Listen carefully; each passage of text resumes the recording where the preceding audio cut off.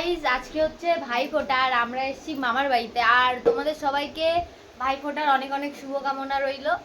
আর আর আমার ভাই নেই, তাই আমি ভাইফোঁটা দিতে পারবো না, অনেক খারাপ লাগে, কিন্তু কিছু করার নেই।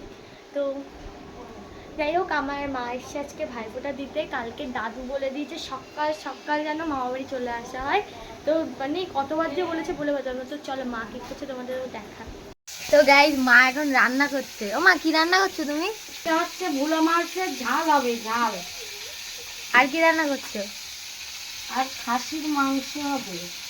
হ্যাঁ, আপনাদের যদি ভালো লাগে আপনারা সবাই চলে আসুন। আপনাদের সবার নিমন্ত্রণ। তো সবাইকে নেমন্তন্ন করে দিলে সবাই চলে আসো। আমার মা হেবি সুন্দর ব্লগ ভিডিও করে। মা কিন্তু অনেক সুন্দর রান্নাও করে।